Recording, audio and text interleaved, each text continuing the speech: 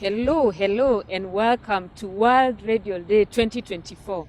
It's an awesome day, and we are glad that you could be able to join us. I will be your host today. My name is Patrose Mutugi. I'm a media practitioner for the last 17 years and a member of the All Saints Cathedral.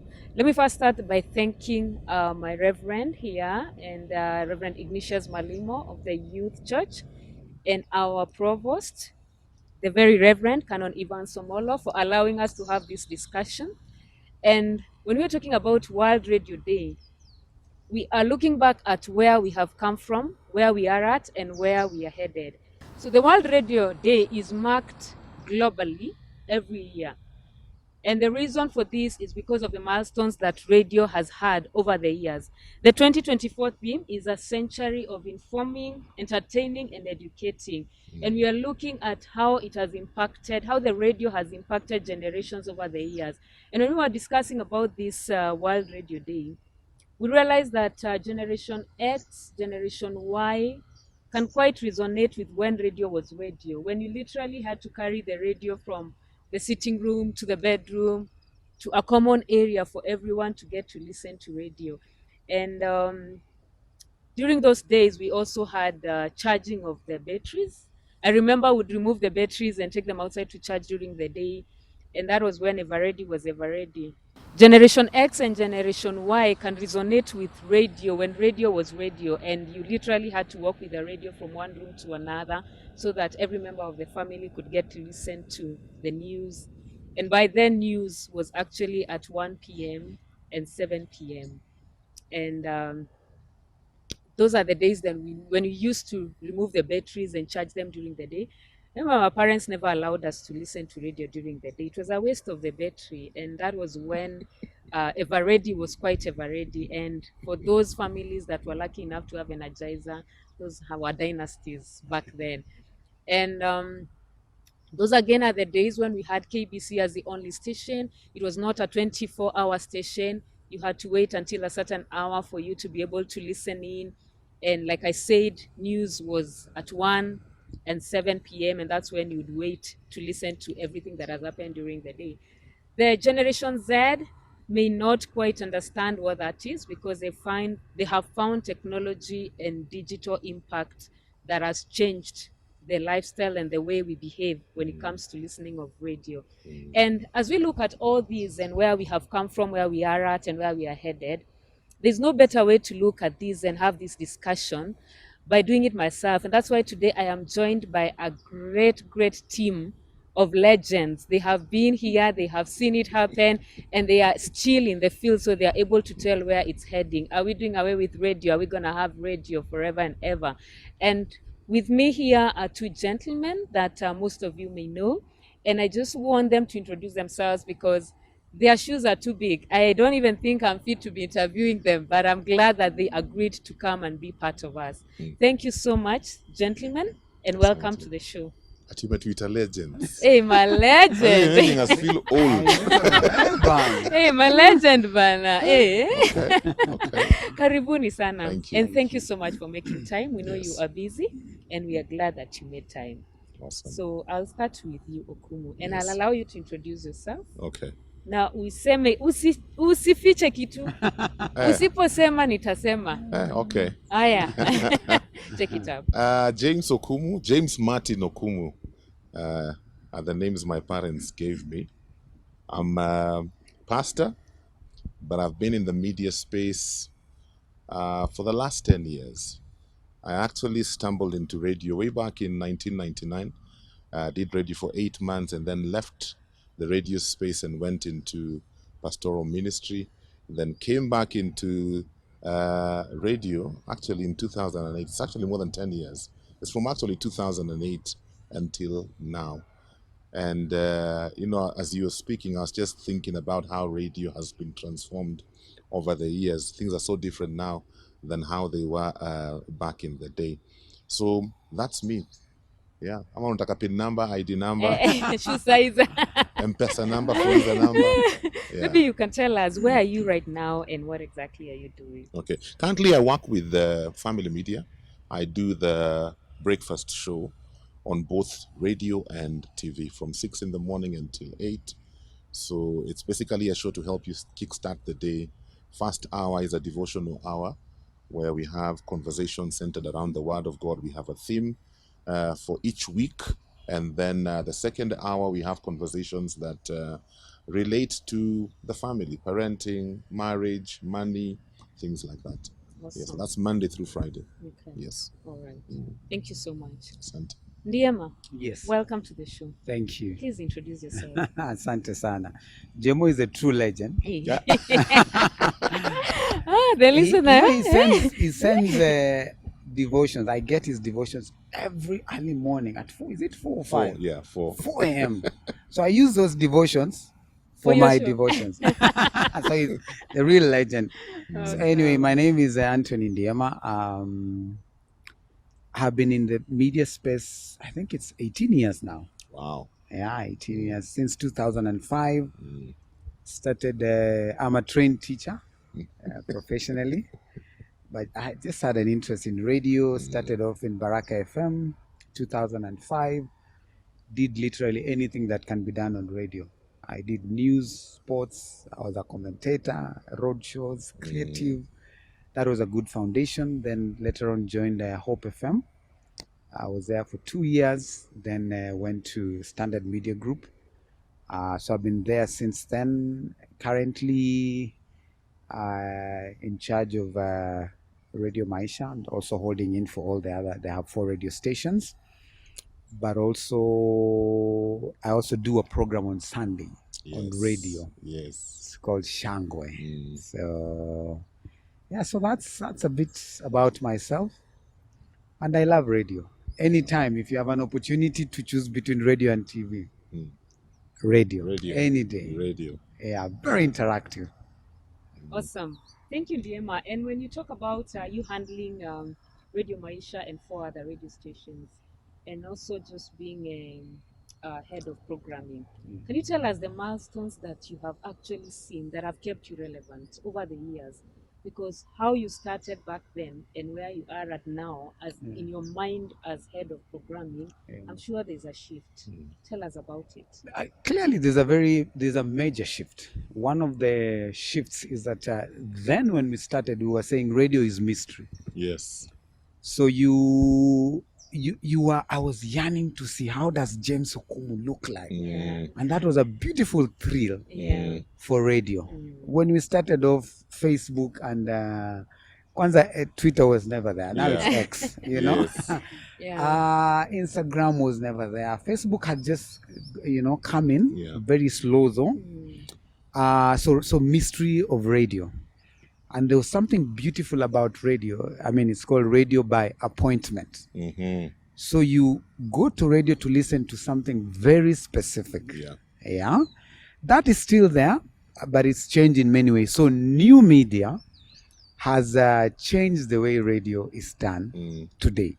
And we've seen that change over time. Then you will tune into radio to a very specific time band to get to listen to what the presenter is bringing. And there was such a thrill. We never had outdoor engagements. No. The best of that was road shows. Yes. And we would announce a road show. Tunakuja Munjiti Eshivinga. Yes. On this day. And so people will, wait to come and see, masses to come and see. And when you will announce that James Okumu is here, people would now get to see the presenter. And that was really interesting. Apparently, they say that about 83% of people get very disappointed. Yeah. But then when they see their radio presenter, they say, "Kumbe ni hivi tu." I thought you don't look like your voice. Yeah. That's what they you usually don't say. look like your voice. Yeah. So that transition, new media has changed the way things are done on radio. It got to a point now when the radio presenters were the core source of information. And feedback was very minimal. But it got to a point where the radio presenters are using social media and the response feedback from the listeners to be able now to pass out the information. So the listeners now became journalists as well. Because that's the information they pick, and then now they run with that. And I'm sure we'll have this conversation as we're going. Now, it's even become trickier because of the online streaming options. Yeah. So the radio by appointment is slowly losing its value. But there's one thing that you will never beat radio on, and it's the aspect of community. Yeah. Radio is community. Yeah. That still holds today, especially in Africa, because people listen to radio together. And there's a beauty about listening to radio when you're together. Yeah. In a matatu, you know, Yes. when you're at home, as a very, as a background medium, you'll never beat that. And many other, portability and so on and so forth. Yeah. So that still stands to date. Yeah. Wow. So for me, I will say radio is here to stay. It's here to stay. Yeah. It's here to stay. Still here to stay. Yeah, it's just how relevant it becomes, Yeah. and it adapts with new media. Yeah. I like when you say that back then people would see the presenter and they would be shocked. Yeah. I remember a certain vernacular presenter, I'll not mention her name. The day I saw her, I was shocked. First at how deep her voice was and Yeah. how she looked. Yeah. And then her age. I didn't quite expect her to be that older. Like, let me not disclose who she is, but I was shocked. And I agree with you that there's also an element again of when you see the person who has been behind the mic, then you also just get emotionally attached. You now feel like I know them, I have touched them, I feel them. Yeah. And when you talk about the relevance bit, I look at when the news is coming up, for example, on radio, we have already seen it on digital platforms. And what that means is that the presenter or the host has to dig deeper, like every morning or before your show, dig deeper so that you're giving me much more than what I saw. Tell me about the history of, if, for example, you're talking about a certain athlete or you're talking about a certain milestone that the country has achieved, then you won't tell us how it was before, what failures were there before, or what achievements, and why we are looking at this one as an achievement or as a failure. And I come back to you, Okumu, and ask, like now when you're planning the theme days you've talked about for your different days, then what goes into your mind as you are discussing, what do I do on Monday? What is relevant for Monday? What is relevant for Tuesday? Especially because times are really changing and moving very fast. I think also one important aspect is what you're trying to achieve. Because when I think about radio and how it has progressed, when I think about radio back in when I was a child, there was a lot of information because it was like the only source of information. If it's not radio or TV, it's the newspaper. And majority of the people would listen to the radio because it's free, so to speak. I don't have to pay to listen to it, like buying a newspaper. Yeah, so it was very informative. And even I remember when I was in school, we had lessons, radio lessons. So radio was basically more about passing information. The entertainment aspect was there, but very minimal. But as we continued to grow, then the entertainment aspect became larger than the information, because now you have other sources of information that inform you on what's happening, and it may even be faster than the radio. So radio became more entertainment, and that's where the comedians kicked in. Comedians became big on radio because people are looking for that entertainment factor. But now you're caught in between. My perspective is that we are caught in between because there's still the entertainment aspect. Music carried a lot of weight back in the day because it was the only place you would listen to music. I remember we would buy cassette tapes. Yes. And wait for Jeff Yes. Mwangembi and Christopher On Kiro. Saturday. Yes, Saturday Night Live. To record a song because there's nowhere else you can get it. But now the music option, so people don't necessarily listen for the music even though they do. So now as radio presenters, we have to find a reason to ensure that people listen. Hence, me theming my days. Because I have an understanding of the kind of people who listen to my show, then I have to think about what needs do they have. My audience is mostly 25 to 39 female. About 80 to 85% female. So when I think about that lady in that sphere, what is she going through? That information then helps me have discussions that would be relevant to her. Yeah. Yeah. So if I'm talking about prenatal care, if I'm talking about postnatal depression, those are topics that would interest her, and so she will listen. So now I have the extra work of finding out who is listening. I'm not just casting my net and hoping somebody will listen. Yeah. I have to dig deeper and be very specific so that then what I tailor make is suitable for the kind of person who listens to me every morning. Because I know there's so many options. I mean, we have so many radio stations.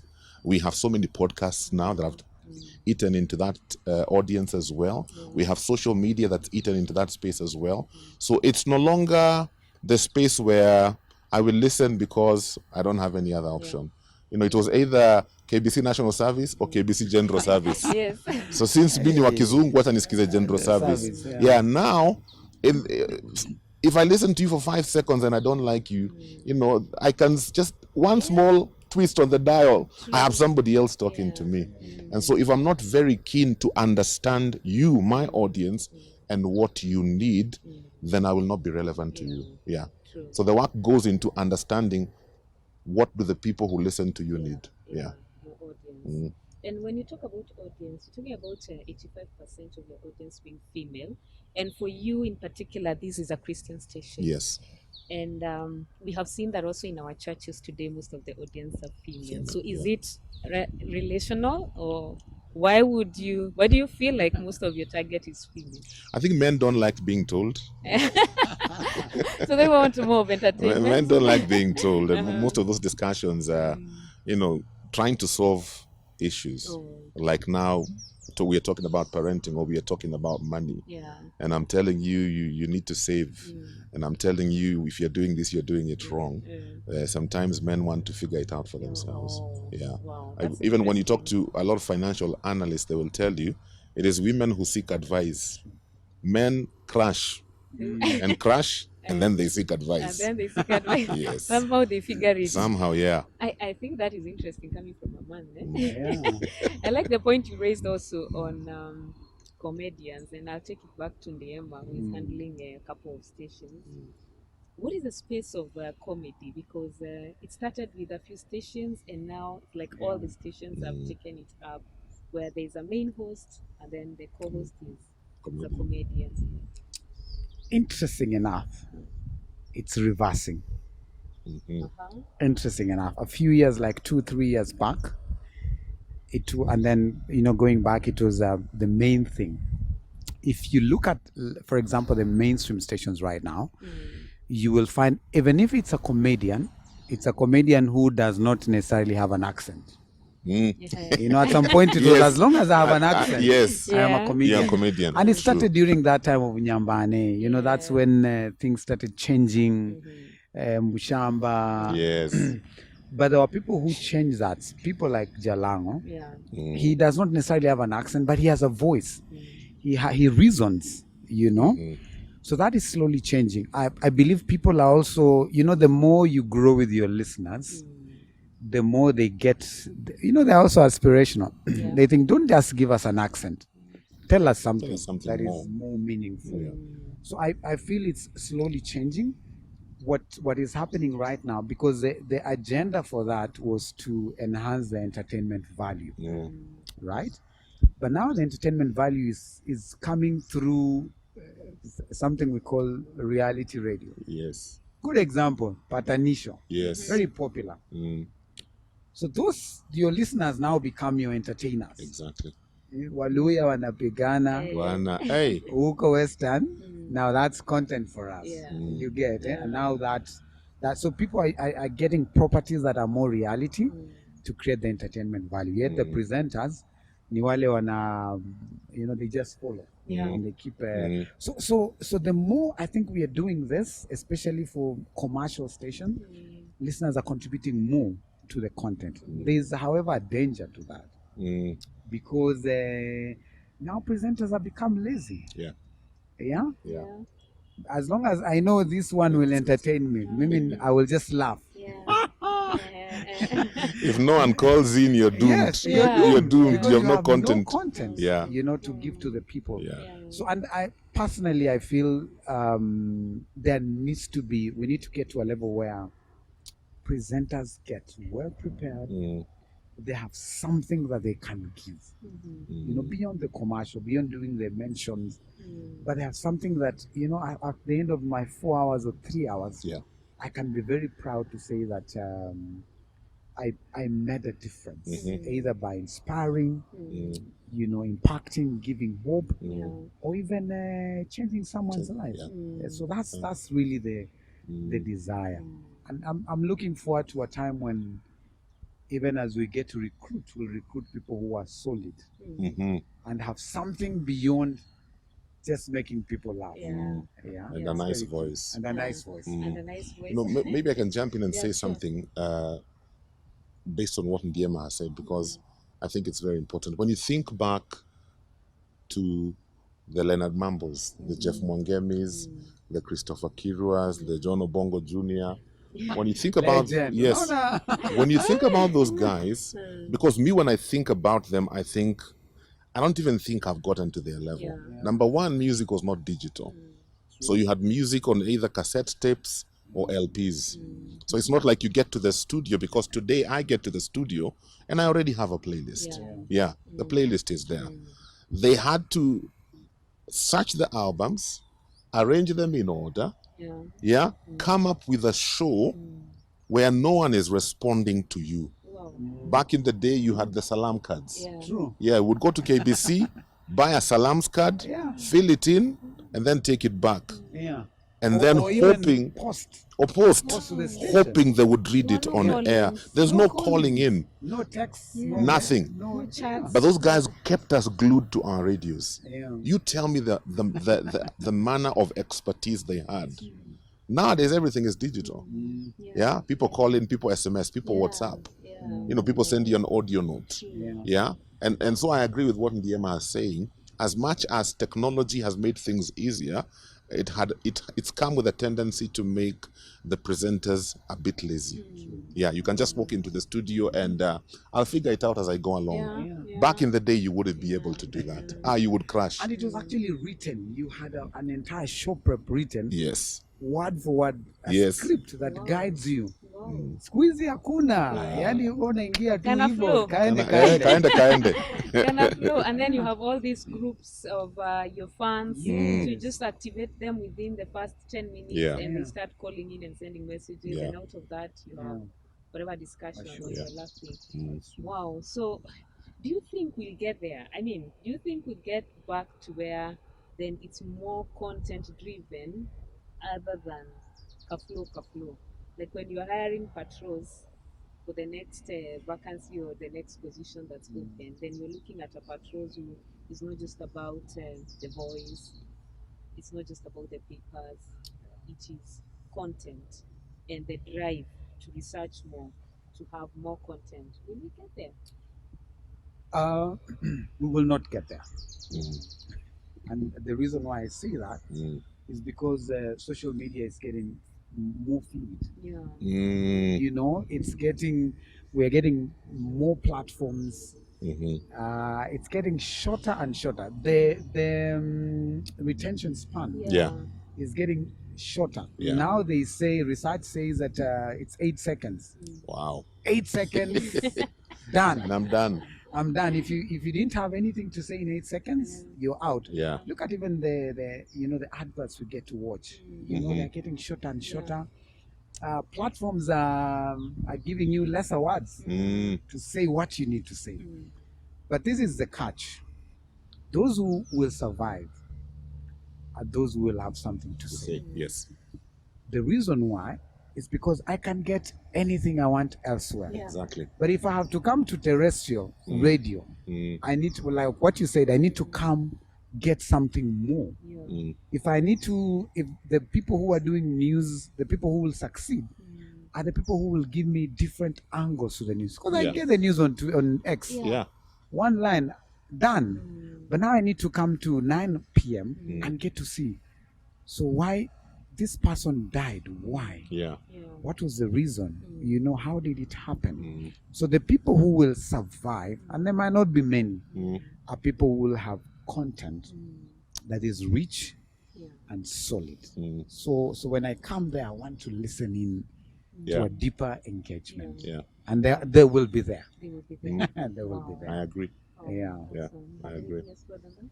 No, I fully agree with what he's saying. Because even when you look at the social media space, you know, people are realizing that I need to cut out a niche for myself. I can't just be doing everything.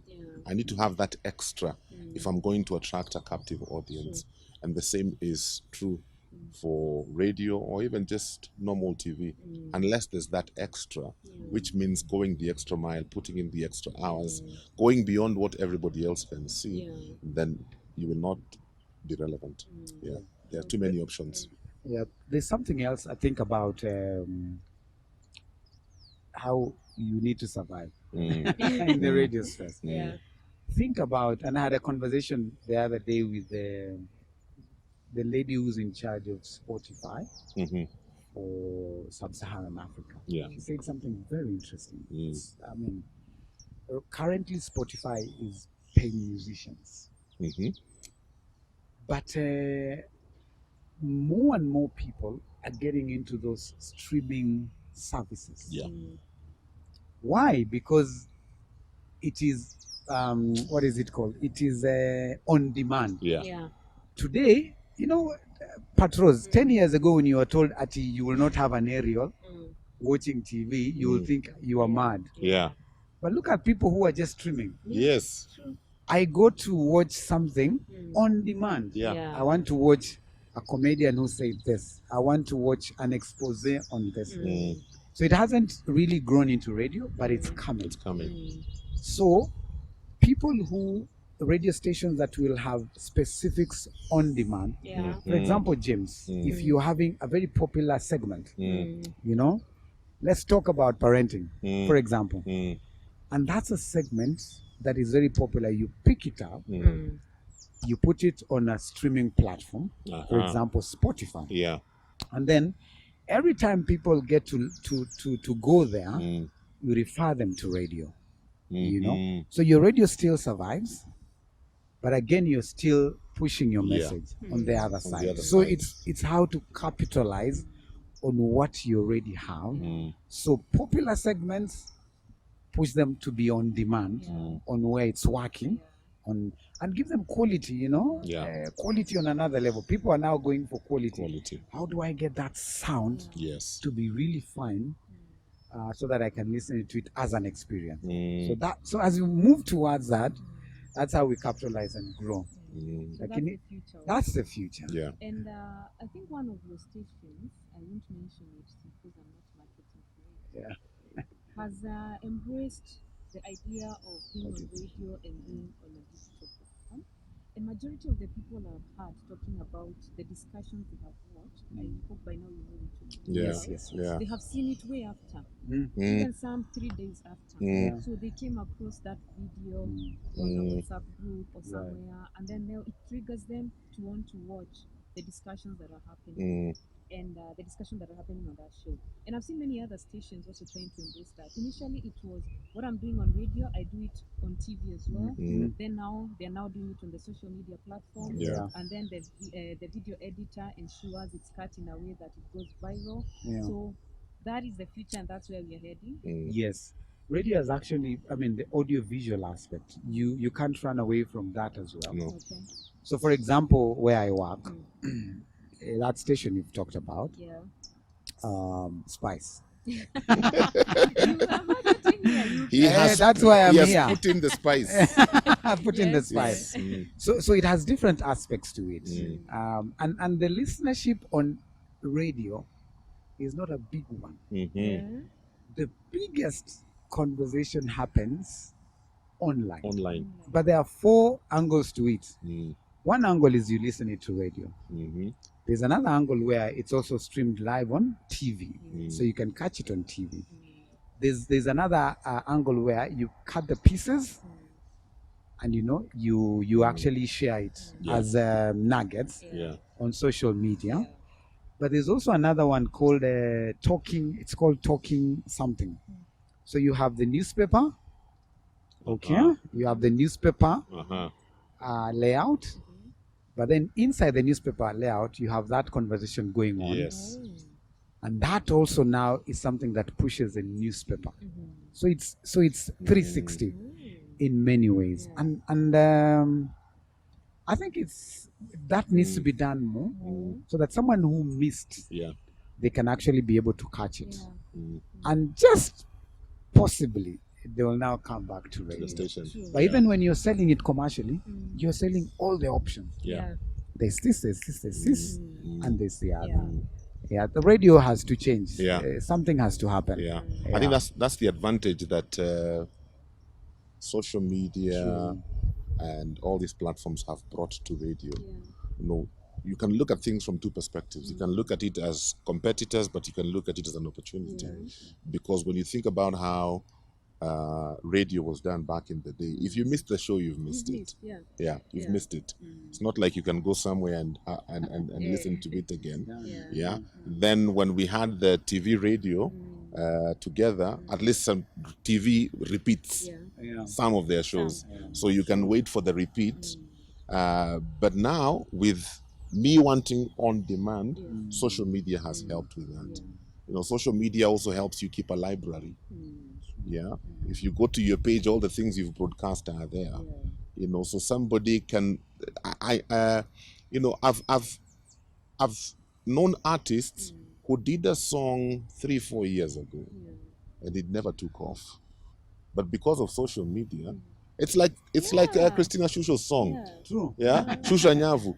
Shusha Nyavu was so popular as we got into December, into the new year. And I went to the video on YouTube, and I'm looking at the comments, and people are thinking, "Aya, kumbe yimbo ni ya kitambo."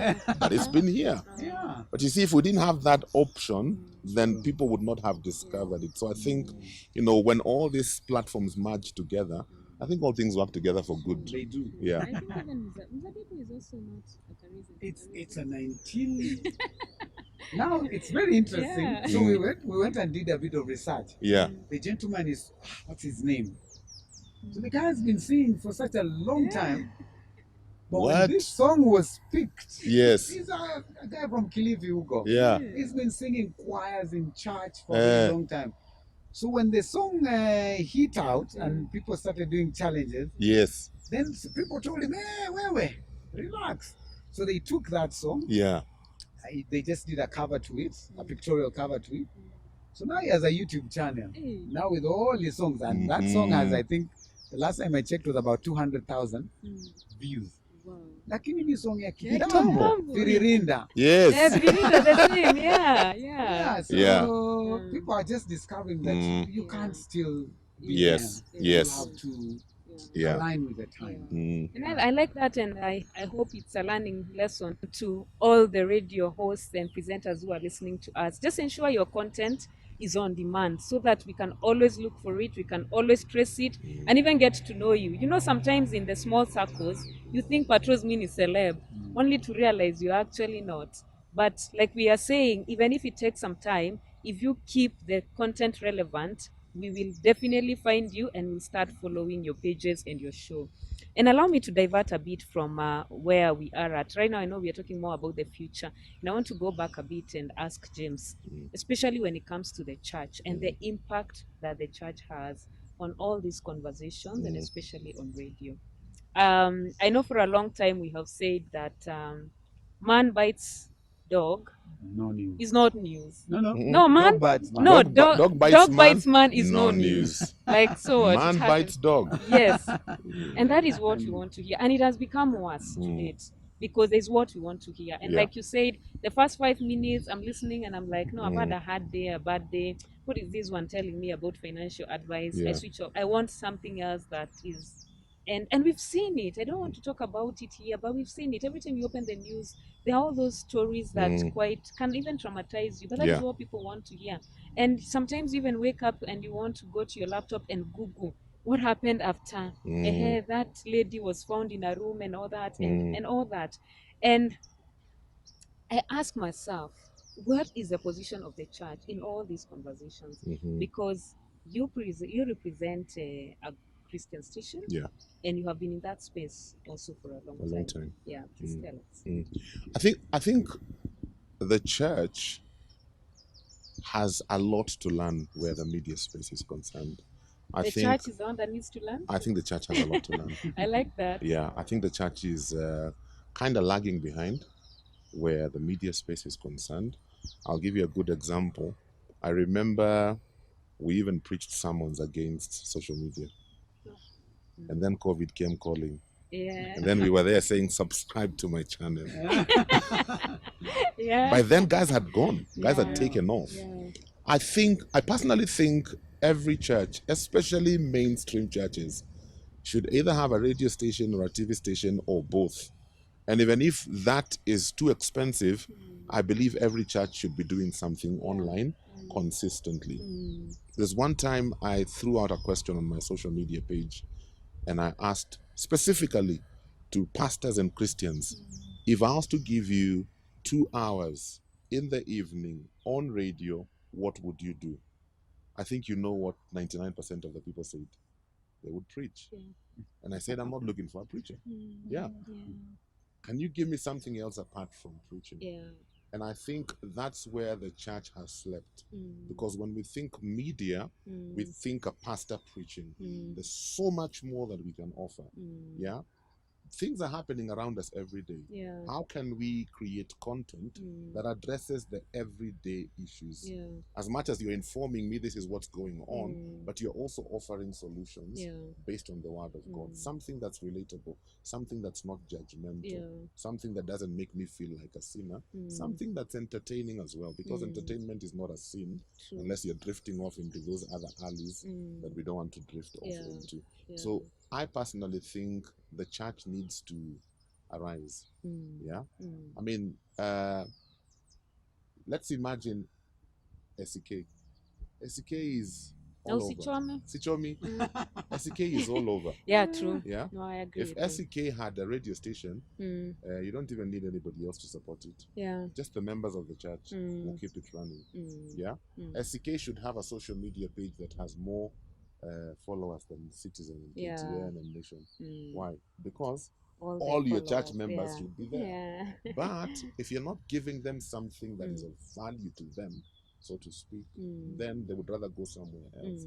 So personally, I think the church has a lot to learn. And even those churches that are in the space already, they need to look at it from a different perspective. Yeah, they need to step back and look at what they are doing and whatever impact it's having. Are they on the right course? Or is it just having a media house because you can have a media house? Yeah. Because media is powerful. Media changes lives, either positively or negatively. Things trend. You have people who are on social media and they have 1 million followers, 2 million followers. One person. They say jump and 3 million young people are jumping. This is one individual.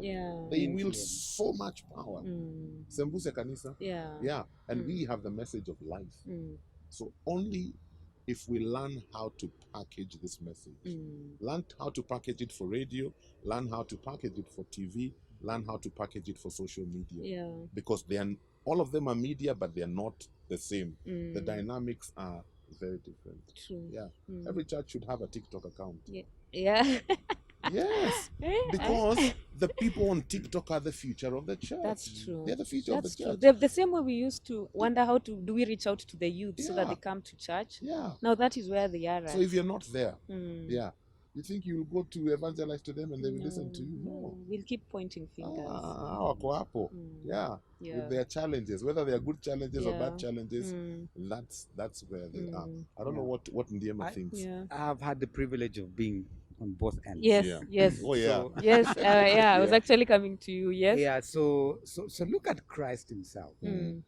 It's just that Christ did not have a social media handle. Yeah. But look at how he communicated. His way was stories, parables. Yes. You know, that was a beautiful way of saying, "Listen, this is how to package this message and deliver it to the people." Yeah. And so I agree with James. Church needs to break out from the traditional engagement of how their messages are packaged. It Yeah. is good that in church you can preach that way. Please go ahead. Very important. But when you get to the other side of new media, the conversations need to change. Yeah. Let's talk to the TikTok, person, Yeah. right? There's a language they listen to. There's a conversation they'll want to tap into. Yeah. But that has to be packaged. And there's the how they want it. There's said the to how them, they yeah. want it. I mean, God gives wisdom on still being sold, Yeah. but still packaging that message in a way that they will understand. I strongly believe that church has a long way, especially in terms of how to package the message. Yeah. You know, you have, I've seen pastors, let me use Pastor T as an example. I've seen pastors like Pastor T who go on social media and they speak the language the young people understand. And they speak about issues the young people are facing. Yeah. And they have amassed a huge following, not just locally, even internationally. Yeah. You know, so they're having an impact. Yeah, but it's because they've studied the platform and they've packaged their message to be relevant to the platform and the people who are on that platform. And it works. Wow. Yeah, the message gets across. Okay. Yeah. Yeah. There's a very practical example that happened last year in December. Two examples. One, there was an event at Uhuru Park. Yes. I can't remember, but it was for the young people. Don Moen was one of the people performing. It was amazing how young people responded to that. Yeah. But someone decided to package that event in a way that will attract them, then give them Don Moen. And they responded. Christina Shusha Shusha now Nyavu. Yes. Yeah. Ideally, that's a song that is mature. Yeah. But you see, even how watu wa dunia Hey. walichukua. It was playing in pubs. Yes, it Yeah. doesn't mean that they can't listen to it. Just give it to them In a, yeah. in a way. Create a platform where you can deliver it to them, and they will receive it. Yeah, I like the way as we bring this to a close. I like the direction that it has taken, and we are challenging ourselves as the church that there's a lot that we need to do. And even as we started, we said, what is the future? Is radio coming to an end or not? No, it's not. Because there's still untapped space, there's still untapped audience, there's still a lot that we can do. And I like what you're saying, like, why is a church platform not having all their members following them? Then the church needs to go back to the drawing board and stop thinking in a boardroom, come out to the people and know, what do people want to hear? How do we deliver it to them? And it's a space that is calling for discussions and dialogues and just being able to reach out to the youth especially and the younger audience. And as we come to a close, because we can have this conversation and go on and go on and go on. Like I said, I'm sitting with very, very key people. We can have this going on for long. I just want to talk about something I've picked up as we were saying. And when I look at the current or the breed that we have of the radio presenters and media in general, you're finding that there's a need from your listeners. They want to see us, they want to engage with us, they want to know what Okumu does. I mean, you're not just talking to us on radio. We want to know how you eat, you gym, you what, you keep healthy, those things you're telling us. Perhaps you may not show us exactly how you're saving, but we want to feel you. So you're finding that a lot of these guys have had to put their life out in the public. And then comes the backlash, which is cyberbullying. And I ask myself, who protects me, Patrose, from this? Because if I don't do it, you find even the media house is feeling your show is not quite doing very well. Perhaps you need to interact with your audiences much more. And when I look at those who are interacting with their audiences much more, it's on socials, because that's where the people are. So where do we get the balance? Because then the cyberbullying is here with us and it's happening to people that we know of. How do we protect, or where is the place of comfort? Pastor. One has to feel. I think that the first thing that comes to mind when you say that is authenticity. Yeah. Because if you are authentic, then authentic people have very few of such issues. But if you're living a lie, then the exposés and what. That's why all these things come to the surface. But I also believe we have laws where the online space is concerned. You know, some things are unlawful, if I was to use that word, so you can pursue those avenues. But I think the most important thing is for you to be authentic with your audience. And you don't have to really go all out and show people everything about yourself for you to be relevant. I think the whole mystery aspect still has, it's still a niche in itself. Yeah, it's still a niche in itself. Yeah, I think of, there's this writer, Biko. It's called Biko. Steve Biko. Steve Biko. Yeah. I read his articles for such a long time. I kept wondering, how does this guy look like?